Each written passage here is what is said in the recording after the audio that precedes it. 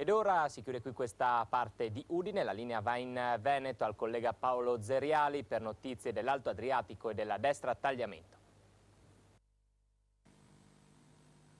Grazie colleghi di Udine, buonasera a tutti dalla redazione Alto Adriatico. Allora andiamo subito a presentare gli ospiti di oggi. Pietro Rambuschi, gruppo per il cambiamento di Portogruaro. Bene, allora passiamo adesso a parlare con i nostri ospiti. Abbiamo parlato appunto di temi relativi anche alla sicurezza, anche alla possibilità eventualmente di tassare le prostitute. Intanto una battuta, una vostra opinione su questo tema qui, insomma, sarebbe possibile, sarebbe il caso che gli amministratori e le amministrazioni locali appunto lo facessero? Se non si regolarizza le prostitute non è possibile tassare tutto lì, allora io dico sarebbe favorevole una legalizzazione, ma togliere dalle strade sicuramente, ma no dubbi. Però che abbiano una partita IVA, che abbiano Io so da racconti, io so che c'erano le case chiuse, bene, queste erano guardate sia fisicamente, quindi c'erano i medici, pagavano le tasse, pagavano tutto,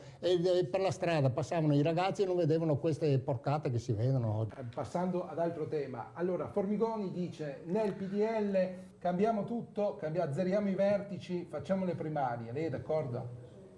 Oddio, sa, quello che dice Formigoni a me poi è particolarmente simpatico Formigoni perché lo seguo attentamente da tempo. Ecco, io in gran parte io sono d'accordo con Formigoni, penso che oggi questa uscita sia dovuta al taglio ovviamente dei fondi alle regioni e ai comuni, e lui è presidente di regione, quindi io lo capisco. Ecco, io vorrei dire però, sì, sempre a Formigoni, se potessi in questo momento, io direi, guardi, Formigoni, bisogna trovare le soluzioni prima dall'alto.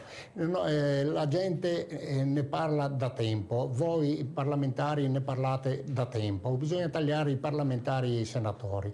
Non è possibile che in uno Stato ci siano 1000 rappresentanti su una nazione come l'Italia. Gli Stati Uniti con 300 ce la fanno, è molto più grande dell'Italia ovviamente gli Stati Uniti, quindi sta a significare un sacco di gente in più, ma questo se ne è parlato in passato e non si è fatto nulla.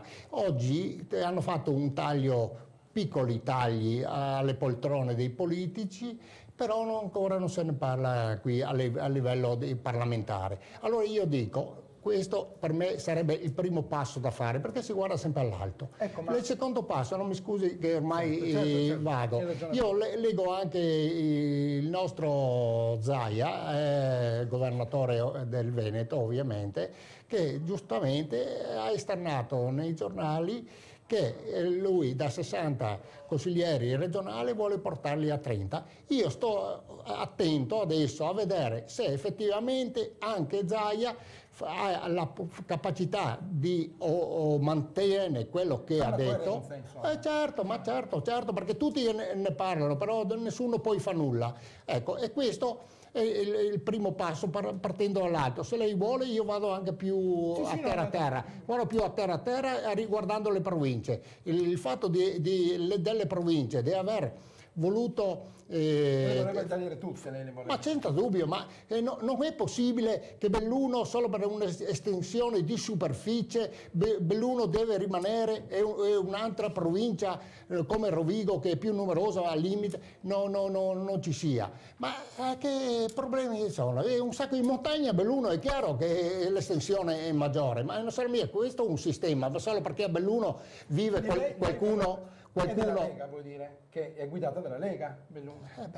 Vuol dire che questo è il motivo? Non lo so. Io so solo che Belluno andava eliminato, ma non Belluno. Io elimino tutte le province, abbiamo le regioni, basta, abbiamo i comuni. E quindi io sono per le regioni e i comuni, si tagliano le poltrone, perché noi politici, quindi mi prendo dentro anch'io, noi politici, una buona parte di noi politici, entra in politica per avere una poltrona. Questo è il loro obiettivo. Ecco, perché questo io posso dirlo tranquillamente.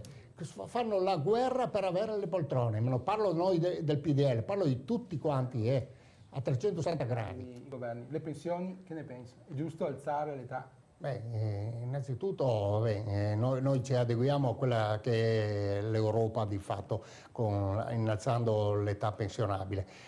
Comunque ricordo sempre che chi ha raggiunto i 40 anni di contributi ovviamente può andare in pensione a qualsiasi età.